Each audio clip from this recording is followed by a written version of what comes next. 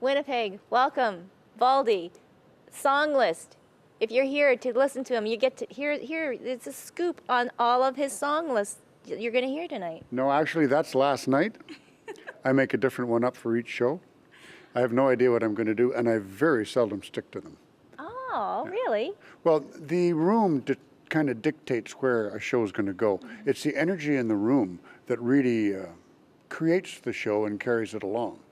And I just have to be responsive to that. If I'm not, then I don't connect as well as I might have, and I don't think it's as successful a show. So I don't stick to that as though it is cast in stone. If someone out here asks for a song, I throw it in, or if there's a feeling that people want to sing a bit more, I'll go in that direction. Well, okay, so this is your first time here at the West End Cultural Center, our newly renovated, and I say new, I mean it's been maybe 2 or 3 years, but your first impression when you walked in the door? It was a large wow. It's quite amazing. Yeah. I remember it used to seat, you could shoehorn maybe 180 people into it. This is 380, did John say? Yeah. Yeah, it's lovely. And acoustically, it's great. It's very well designed. Way to go, Winnipeg. Okay, we get the thumbs up from Valdi. I have played it, I think I had 6 or 7 gigs at the old Culture. And so I remember that back wall being where it was. And I parked my car out in the alley right behind that brick wall, in fact, where the soundboard is right now. Oh, and probably had a few beers too in the green room? Not in the green room, no. I would join the people out at the bar because drinking is a social thing to me. It's not a tool. All right. I mean, okay. We can't even go back. Your career spans so much. But Valdi, for yourself now, you're still touring, you're still performing, you're still having a connection with your audience. Mm-hmm. How is it? It has to have changed since when you first stepped on stage 40 or so more years ago to where tonight. The largest change is in my respect for the audience, I think, because the gig is really for them, and I'm up here, and I take the energy in a room and spin it around and try to create something with it that will be pleasing. And magic only comes from the audience. It doesn't come from me.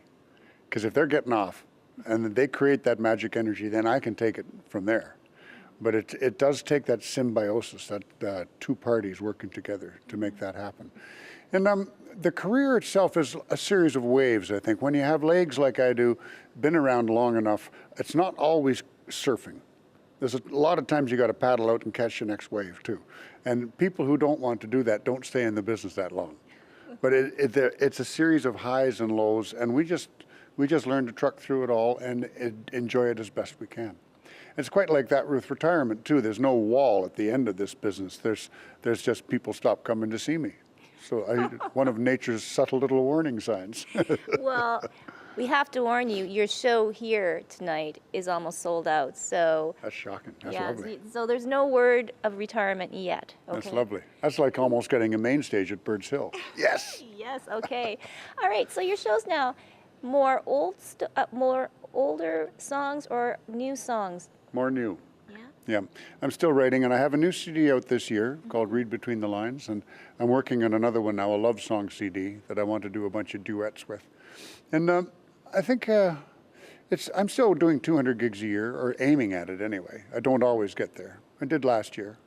Mm-hmm. And the material, people want to hear the older songs. And so I'm careful to sprinkle them in throughout. Usually I front load the first set with that.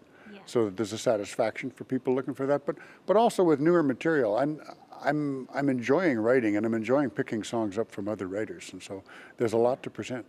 Oh, there's so much music out there. Okay, you said duets. Who do you want to sing with? Cindy Church. Really? Yes. And there's a number of people I'd love to play with and sing with. I'd like to do some recording with J.P. Cormier and with Ron Hines. I'd like to do some playing with Bosphorus King, and probably even what they call them, Blackie and the Rodeo Kings. Oh, yes. They're great lads. I'm great friends with I know them all, but Stephen Fearing and I have a connection. And there are a lot of artists across the country I'd like to be working with, young and old, because I'm really impressed with the new breed of songwriters that are coming along. It's nice to see original music being presented and being accepted as well as it is. I know, because there really is a big surge in the roots category, and it's not folk music as we used to think of folk music. That's right. Folk music is now a way broader brush. There are ska festivals, there are spoken word festivals, dub, rap, and folk music festivals have all of that. Folk music is not just a guy sitting playing a dulcimer. Folk music is now everything, and it includes all of these different styles of music. And I think to limit myself would be to to go into one of those niches. But folk is roots, it is world, and I think that category is as broad as it gets, and I'm going to keep pushing the boundaries. This last album is really weird, but it's very good. But it's very weird because it's got so many genres going on in it, and that's the thrust. And maybe is that the reason why you are still performing today, Valdi? You still find the same joy and energy like you did, when you were 20? Yes, yeah, I'm still enjoying it that much, but I play a lot better now, and I'm singing a lot better. I listen to my old recordings, and they're still good. They were as good as I could have done at the time, but I'm a better singer now, and I move better, and I'm probably in better shape now than I was then. Really? Yeah, well, I'm only 67. Oh, I'm still doing push-ups and sit-ups and yoga and all that stuff, and I'm still logging. Yeah, it's got to keep active. Use it or lose it, Aw. Well, you know what? I guess you're forging on, and it's always something new for you. But if you look back, though, Valdi, I guess key moments in your career where, there were key moments in your life. What would they be? One of them was being hired to play here at the first Winnipeg Folk Festival in 1974. Yay!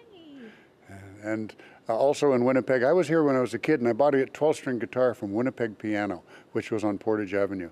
And I got a job at Jack's Ranch House out on North Main, playing When John Henry Was a Little Baby and other folk songs at the time. And that was a big hit for me, too. It wasn't a paradigm shifter, but it was part of it. But my time here in Winnipeg was just for a summer, but it was very informative. Aww. 18 years old and just out there kicking it on my own, Yeah. Yeah. So... You wanted a song. I wanted a song. Can we do it here? You can hold the microphone? I can hold the microphone. Okay. This would be great. This is the theme song from the, oh, just a minute. This is, where did I play last night? Carmen. Carmen, Manitoba. Yeah, but my instrument case is full, and so unfortunately it knocks the heads on the guitar. Oh. This Larrivee is a Canadian instrument. I did pretty well with it. It's a 1979 guitar, made in Victoria, and it's roding very well. It's lasted me. I've learned a new word, roding. To rode. Well, you can make a verb out of anything. To Google. Yeah, to Google. And there are a lot of great guitar players in Canada. Guitar makers in Canada now. Peter Sachin in Winnipeg, in Regina is very good. And then Larrivee, the man who built this, has a lot of disciples who have shops across the country. The 12th fret, David Wren out in Toronto. And how many guitars do you go through? I have two acoustics.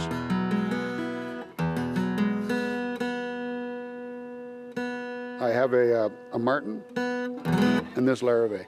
And I have an electric Gibson that I play once in a while, but not often. I'm a bass player. Okay. So I have a fretless jazz and a precision fretted and an acoustic guitar bass with a high C. And also I just bought a doghouse, a double bowl, a bass file. Yeah. Doghouse is on parade. That's what they used to call it. So what are you going to play for us? The theme song for the album. It's called Read Between the Lines. And it was written as a poet laureate of the Peter Zosky Invitational Golf Tournament for Literacy. And the whole album is dedicated to literacy. bearing in mind I haven't sung yet today, what you're getting here is the warm-up before sound check. So Tracy's on her game. Read between the lines. You might hear a different story. You might hear a different rhyme. Read between the lines. Around the world in your easy chair, it's the written word that can take you there. Hey, yeah.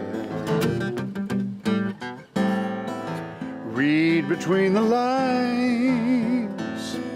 Hey, whether it be by touch or sight, reading is everybody's right.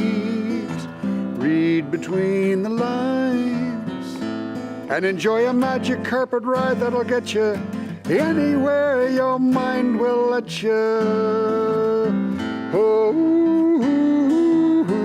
yeah, yeah, yeah, yeah.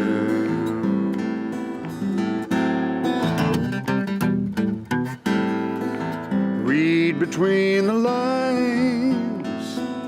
You might feel a different heartbeat. You might sense a different time. Read between the lines. Hey, when a kid has read a tale in bed, sees so much more than's being said. Because a kid can read between the lines.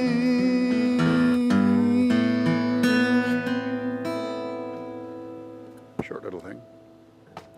Woohoo. Awesome. That was written as the poet laureate. And I wrote it in a day and sang it that night. Wow, well, we thank you, Valdi, It's a for treat. all the years and many more. Well, thank you. And thank you to Shaw also. You have a great network across the country. And you plug into the community. That's an important thing. It is. Yeah. For Backstage, I'm Tracy Koga. Because a kid can read between the lines.